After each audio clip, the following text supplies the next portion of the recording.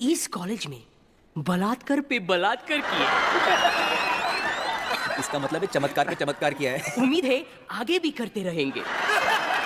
চতুর যেই ভুল ইংলিশ পড়ছিলেন শুনে হাসলে না? ভাবছিলে এমন গ্রামার ভুল আমাদের মাঝেই ঘটে। আজ তোমাদেরকে খাবারের মাধ্যমে শেখাবো 5 ধরনের sentence: declarative, interrogative, imperative, exclamatory and optative. প্রতিটা অংশে এমন উদাহরণ দেব যাতে তুমি আগেভাগেই নেক্সট অংশের অপেক্ষায় থাকবে। আজকের পর থেকে এগুলো শুনলেই শুধু খাবার মনে আসবে, কারণ আজকে আমরা শিখব types of sentences explained with food. Ready তো? Number 1, declarative sentence.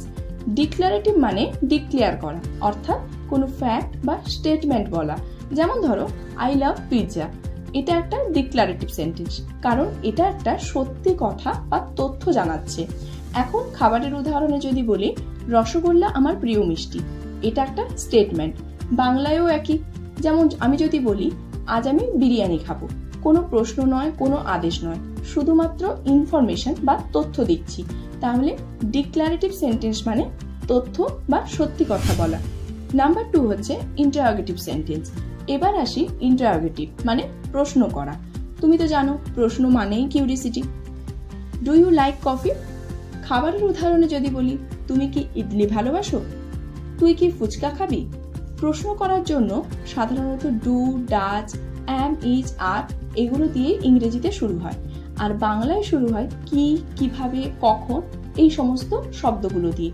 তাহলে ইন্টারোগেটিভ মানে আমরা জানলাম যে প্রশ্ন করা। এখন একটু প্র্যাকটিস দরকার। কমেন্টে লেখো তো, তুমি কি বিরিয়ানি পছন্দ করো? ইংরেজিতে এটা কেমন লেখা হবে? নাম্বার 3 হচ্ছে ইম্পারেটিভ সেন্টেন্স। ইম্পারেটিভ মানে আদেশ, অনুরোধ বা suggestion. For example, bring me some tea. খাবারের উদাহরণে যদি বলি, দয়া করে লুচি এনে দাও, এক গ্লাস জল দাও। ইম্পারেটিভ সেন্টেন্সে সাবজেক্ট প্রায় থাকেই না, কারণ তুমি সরাসরি কাউকে বলছো কাজটা করতে। আরো যদি কিছু উদাহরণ বলি, প্লিজ পাস দ্য সল্ট, এটা একটা ইম্পারেটিভ সেন্টেন্সের এক্সাম্পল। কিংবা ধরো, কুক দ্য রাইস প্রপারলি।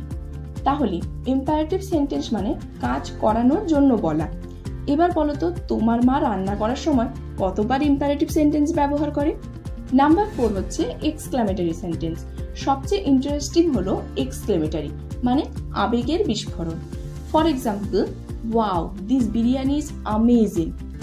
আবার যদি বলি, আহা এই মিষ্টিটা দারুণ।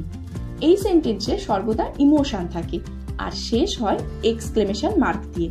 তাহলে এক্সক্লেমেটরি সেন্টেন্স হলো আশ্চর্য, আনন্দ, আবেগ প্রকাশ করার একটা মাধ্যম। Number 5 and last one is optative sentence. এখানে তুমি শুনবে a wish or a prayer with food. For example, may you enjoy this feast. Optative sentence মানে শুভেচ্ছা বা কামনা প্রকাশ করা। তাহলে আজ আমরা কি কি শিখলাম সেগুলো একবার রিক্যাপ করি। ডিক্লারেটিভ মানে তথ্য বা ইনফরমেশন দেয়। For example, I love pizza. Interrogative মানে প্রশ্ন করা, do you like pizza? Imperative মানে আদেশ, please serve me pizza.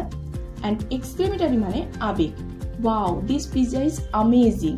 Last one is optative মানে প্রার্থনা, may you get more pizza. খাবার দিয়ে শিখলে 5 রকম সেন্টেন্স। এবার প্র্যাকটিস টাইম। কমেন্টে লেখো তোমার প্রিয় খাবারের নাম দিয়ে 5 ধরনের সেন্টেন্স। দেখি কারটা সবচেয়ে ক্রিয়েটিভ। আমরা বড় কিছু মনে রাখার জন্য অনেক সময় ট্রিক